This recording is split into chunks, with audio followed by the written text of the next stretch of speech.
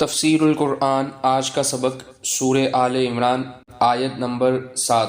اعوذ باللہ من الشیطان الرجیم، بسم اللہ الرحمن الرحیم۔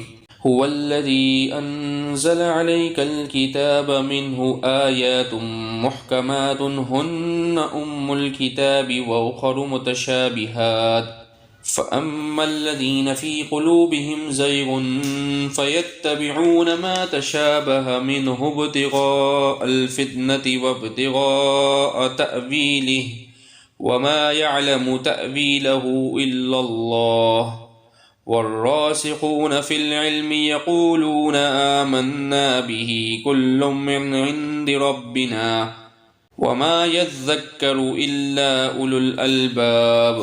ترجمہ: اے رسول، وہی اللہ ہے جس نے تم پر کتاب نازل کی ہے، جس کی کچھ آیتیں تو محکم ہیں جن پر کتاب کی اصل کی بنیاد ہے، اور کچھ دوسری آیتیں متشابہ ہیں۔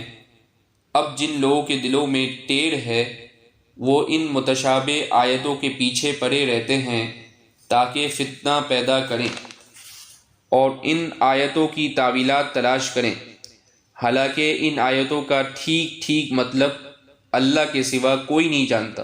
اور جن لوگوں کا علم پختہ ہے وہ یہ کہتے ہیں کہ ہم اس مطلب پر ایمان لاتے ہیں جو اللہ کو معلوم ہے۔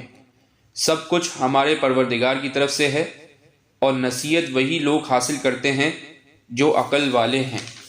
اس آیت کو سمجھنے کے لیے پہلے اس حقیقت کا احساس ضروری ہے کہ اس کائنات کی بے شمار چیزیں ایسی ہیں جو انسان کی سمجھ سے بالا تر ہیں۔ اسی طرح اللہ تعالیٰ کا وجود اور اس کی وحدانیت تو ایک ایسی حقیقت ہے جو ہر انسان اپنی عقل سے معلوم کر سکتا ہے، لیکن اس کی ذات اور صفات کی تفصیلات انسان کی محدود عقل سے ماوراء ہیں۔ قرآن کریم نے جہاں اللہ تعالیٰ کی ان صفات کا ذکر فرمایا ہے، ان سے اللہ تعالیٰ کی قدرت کاملہ اور حکمت بالغہ ظاہر کی گئی ہے، لیکن کوئی شخص ان صفات کی حقیقت اور فلسفیانہ کھوج میں پڑ جائے تو حیرانی یا گمراہی کے سوا اسے کچھ ہاتھ نہیں آئے گا، کیونکہ وہ اپنی محدود عقل سے اللہ تعالیٰ کی ان لامحدود صفات کا احاطہ کرنے کی کوشش کر رہا ہے جو اس کے ادراک سے باہر ہیں۔ مثلا قرآن کریم نے کئی مقامات پر فرمایا ہے کہ اللہ تعالیٰ کا ایک عرش ہے، اور یہ کہ وہ اس عرش پر مستوی ہوا۔ اب یہ بات کہ وہ عرش کیسا ہے، اس پر اللہ تعالیٰ کے مستوی ہونے کا کیا مطلب ہے، یہ وہ سوالات ہیں جن کا جواب انسان کی عقل اور سمجھ سے بالا تر ہے، اور انسان کی زندگی کا کوئی عملی مسئلہ اس پر موقوف بھی نہیں۔ ایسی آیات جن میں اس قسم کے حقائق بیان کیے گئے ہیں متشابہات کہلاتی ہیں۔ اسی طرح مختلف صورتوں کے شروع میں جو حروف الگ الگ نازل کیے گئے ہیں، مثلا اسی صورت کے شروع میں الف لام میم، اور جنہیں حروف مقطعات کہا جاتا ہے، وہ بھی متشابہات میں داخل ہیں۔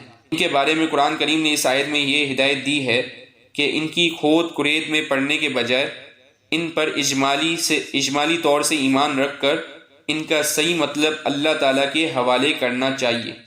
اس کے برعکس قرآن کی دوسری آیتیں ایسی ہیں جن کا مطلب واضح ہے، اور در حقیقت وہی آیات ہیں جو انسان کے لیے عملی ہدایت فراہم کرتی ہیں۔ انہی آیات کو محکم آیتیں کہا گیا ہے۔ ایک مومن کو انہی پر خصوصی توجہ دینی